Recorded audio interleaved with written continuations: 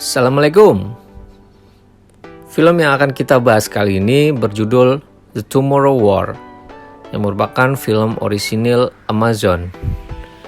Film yang mengusung genre fiksi ilmiah ini menghadirkan dua aktor ternama, Chris Pratt dan J.K. Simmons. Bercerita tentang invasi alien yang menyebabkan kepunahan umat manusia, sehingga mereka harus pergi ke masa lalu untuk meminta bantuan. Bagaimana cerita film lengkapnya? Eits, bagi kalian yang belum nonton, hati-hati. Konten ini berisi spoiler. Risiko ditanggung penumpang ya. Tapi sebelum kita lanjut, ada baiknya klik subscribe dulu ya, mumpung masih gratis.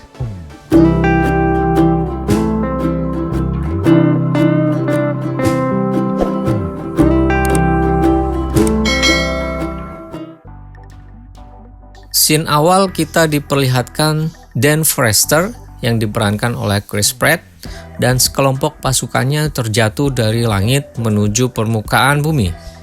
Terlihat saat itu bumi seperti sedang apokalips atau kiamat dan terdengar ada suara seperti monster. Tiba-tiba scene berpindah dan dilanjutkan pada 22 tahun sebelum terjadi atau sebelum kejadian. Tepatnya pada Desember 2022.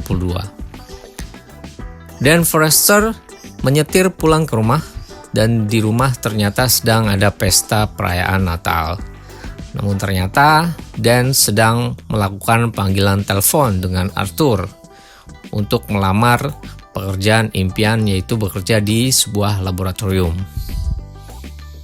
Dan Forrester adalah mantan anggota pasukan operasi khusus Angkatan Darat yang pernah ditempatkan di Irak. Dan Arthur sedang mencari kandidat pekerja yang cocok untuk timnya. Namun akhirnya Arthur menemukan kandidat lain yang lebih cocok dan itu bukanlah Dan. Kemudian Dan kembali ke rumah, berkumpul bersama anak dan istrinya. Dan berjanji ke mereka dia ingin melakukan yang terbaik dalam pekerjaannya, yang mana Dan terobsesi terhadap sains. Pada saat kerabat menonton siaran sepak bola, tiba-tiba siaran TV terganggu. Ternyata terjadi ledakan di tengah lapangan sepak bola, yang kemudian dari ledakan tersebut muncullah sekelompok pasukan bersenjata. Pasukan tersebut mengaku bahwa mereka berasal dari masa depan. Mereka sedang berperang dengan alien dan diambang kekalahan.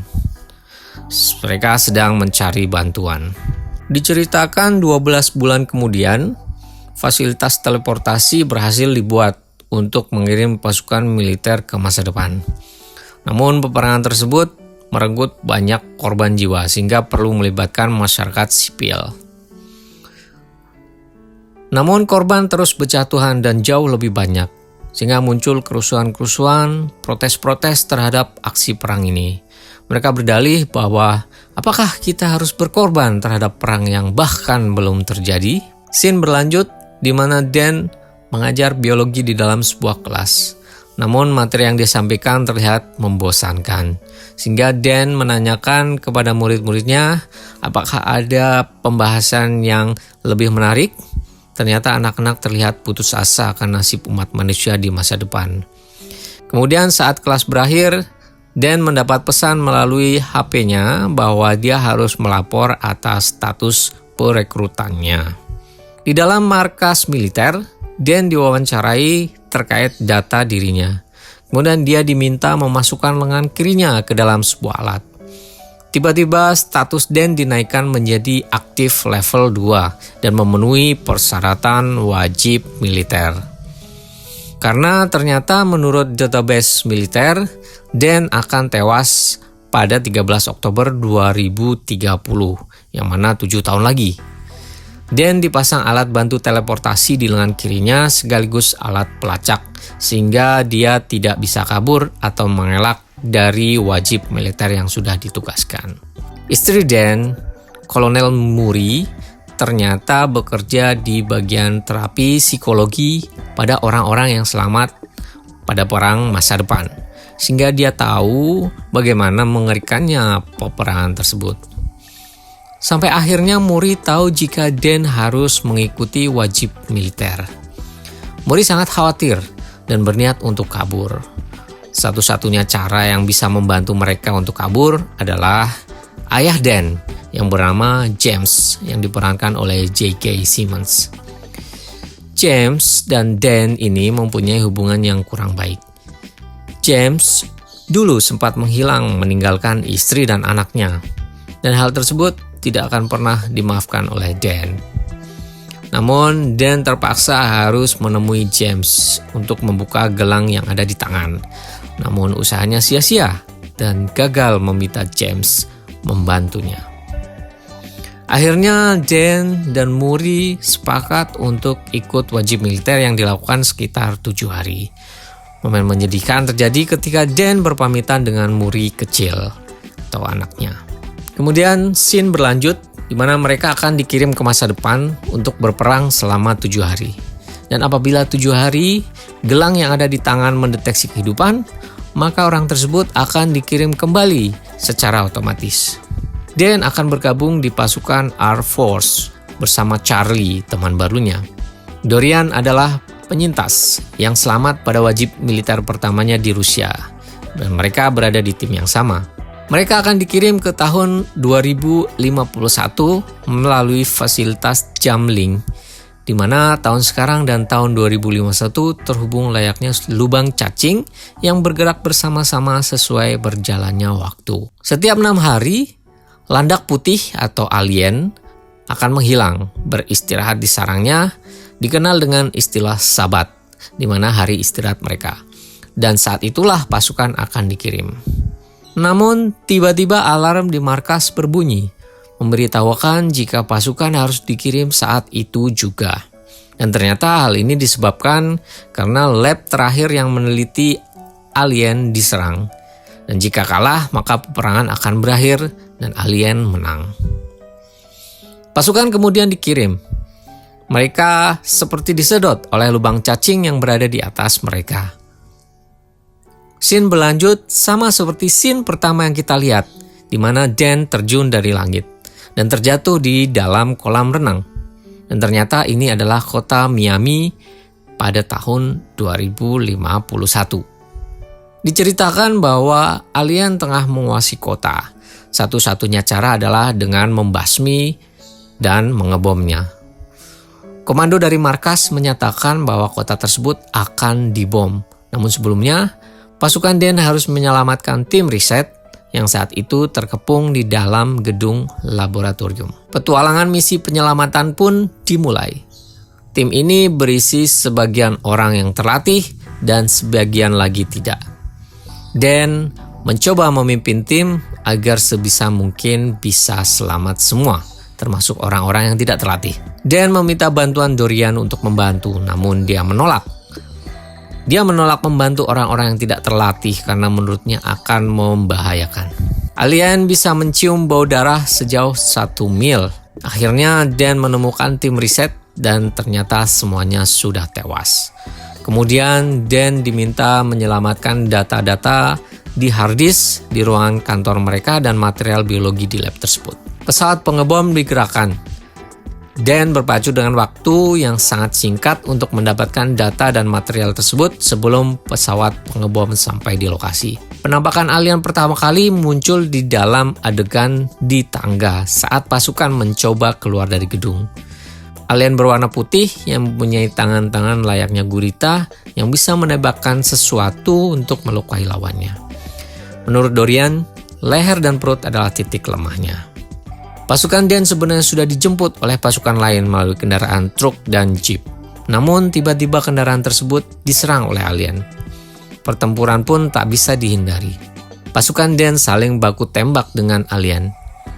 Di saat yang bersamaan, pesawat jet siap untuk menjatuhkan bom di lokasi tersebut. 2 anggota pasukan Dan terluka dan terjebak di sebuah terowongan. Dan mencoba menyelamatkan mereka, namun akhirnya mereka mengorbankan diri dan meminta Dan meninggalkannya.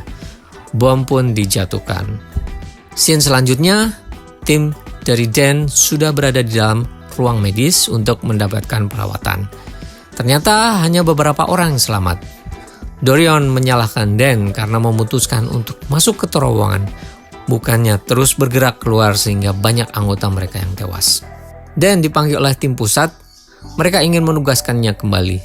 Dan ternyata ketua tim yang menugaskan Dan bernama Forrester. Dan dia adalah Murray Forrester, anak dari Dan.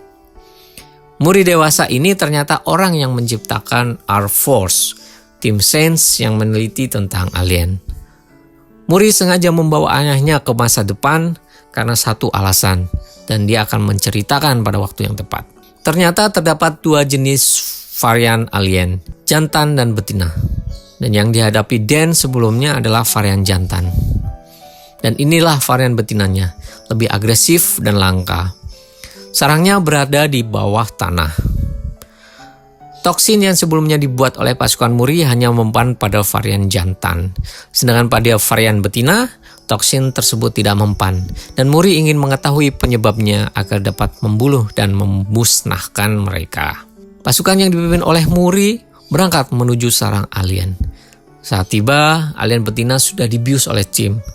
Mereka mencoba membawa alien betina keluar dari sarangnya. Namun alien memberi perlawanan yang sangat kuat. Murray akhirnya turun ke sarang membantu timnya. Mereka mencoba menggunakan api agar alien keluar dari sarangnya. Namun justru membuat alien semakin ganas. Belum selesai menaklukkan alien betina, pasukan alien jantan datang. Kolonel Murray masih terjebak di dalam sarang. Dan pun turun membantu. Akhirnya mereka berhasil memasukkan alien betina ke dalam sangkar. Dan Dan Murray melarikan diri menggunakan jeep. Di tengah perjalanannya, di tepi pantai mereka berhenti. Dan menanyakan apa yang terjadi setelah ini. Murray pun menyatakan bahwa Dan dan ibunya berpisah saat Murray berusia 14 tahun. Dan di saat umur 16 tahun, dia tiba-tiba mendapat telepon dari rumah sakit menyatakan bahwa Dan mengalami kecelakaan mobil. Dan Murray ingin memperbaiki masa lalu mereka, meminta Dan untuk tidak pergi meninggalkan mereka. Di dalam lab, alien betina dijadikan objek percobaan. Murray mencari tahu bagaimana cara alien ini menghentikan efek toksin yang Murray buat. Kemudian dia akan membuat ribuan variasi untuk mendapatkan toksin yang mempan pada betina ini. Apabila toksin berhasil dibuat, Murray meminta Dan untuk membawanya ke masa lalu dan dibuat secara massal untuk menyelamatkan umat manusia. Karena jika digunakan di masa ini, toksin ini tidak terlalu membantu. Dan pun menyetujuinya, tetapi dia tidak mau meninggalkan Murray. Dia akan kembali ke masa depan menyelamatkan Murray. Saat Murray telah berhasil menemukan komposisi toksin, alien bangun dan mengamuk. Pasukan alien jantan menyerang markas, menerobos perimeter. Dan harus berhasil pulang ke tahun 2022 dan membawa toksin melalui Jamling. Sementara itu, alien betina berhasil lolos dari sangkar. Mereka mengamuk. Tiba-tiba Murray terkena tembakan oleh salah satu alien. Luka Murray cukup parah. Dan tiba-tiba Murray ditarik oleh alien dan dia pun terjatuh ke laut. Dan mencoba ikut terjun menyelamatkannya. Namun tiba-tiba dia menghilang karena Jamling aktif. Dia kembali ke masa lalu. Dan telah berada di ruang medis untuk mendapatkan perawatan. Toksin masih utuh di tangannya. Namun dia tidak bisa kembali ke masa depan karena ternyata Jamling sudah hancur. Dan kembali ke rumahnya disambut hangat oleh istri dan anaknya. Kini Dan punya solusi untuk menyelamatkan dunia, namun dia tidak tahu cara menggunakannya. Kemudian Dan menemui Dorian dan berhasil meyakinkannya agar ikut membantu mencari cara untuk menyelamatkan dunia. Melalui cakar alien yang Dorian bawa dari masa depan, cakar tersebut diperiksa di lab oleh Charlie. Ternyata cakar alien berisi sedimen dari abu vulkanik di gunung di Tiongkok. Kemudian Dan menemui muridnya yang ahli di bidang gunung berapi. Ternyata ada salah satu gunung di Tiongkok bernama Gunung Changbai yang sangat besar, meletus pada tahun 946 sebelum Masehi. Dan saking besarnya gunung tersebut, abu letusannya bisa sampai menyeliputi separuh dunia.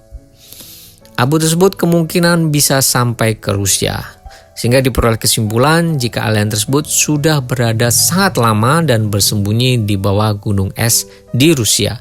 Dan alien tersebut menggali ke atas sampai ke permukaan pada tahun 2048. Itulah serangan pertama alien di bumi.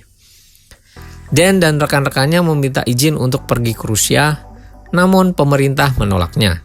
Mereka berencana pergi secara mandiri, namun hampir mustahil karena membutuhkan pesawat dan pilot yang gila untuk membantu mereka. Dan berpikir bahwa ada satu orang yang bisa membantunya. Ya, ayahnya, James. Dan akhirnya James bersedia membantu. Sampailah mereka di gletser terbesar di Rusia. Mereka mencari anomali, baik itu panas ataupun karena medan magnet. Mereka menelusuri gletser dan akhirnya tiba di suatu lokasi di mana tampilan layar pada kendaraan mereka error. Kompas pun bermasalah.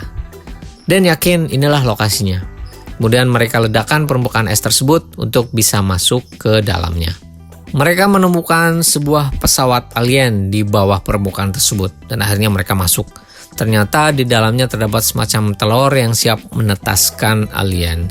Dan langsung menyuntikkan toksin ke telur tersebut agar supaya alien mati sebelum terlahir. Namun mereka terlambat, beberapa alien terlanjur keluar dari telurnya. Charlie dan James yang berjaga di perimeter luar terlibat baku tembak dengan alien.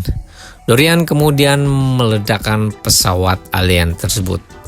Ternyata masih ada satu alien yang lolos dan Dan dan James berusaha untuk membunuhnya. James hampir saja tewas, namun akhirnya Dan berhasil menggorok leher alien tersebut. Di akhir scene kita melihat keluarga Dan yang bahagia. James pun akhirnya ikut berdamai dengan keluarga Dan. Semuanya happy, semuanya bahagia. Alien dapat dimusnahkan dan masa depan dapat diselamatkan. Itulah cerita dari film The Tomorrow War. Agak klise memang, di mana film ini dibuat dengan ending yang bahagia. Seandainya, hanya seandainya, jika film ini dibuat loop, ya mungkin sedikit lebih menarik lah jika ternyata Dan lah yang membangunkan alien sehingga umat manusia punah. Tapi penulis mengeksekusinya dengan cara lain sehingga film ini terkesan ya perjuangan mereka berhasil, masa depan selamat, Muri selamat, dan semuanya bahagia selesai. Oke guys, demikian video kali ini. Jangan lupa subscribe ya. Sampai ketemu di video selanjutnya. Wassalamualaikum.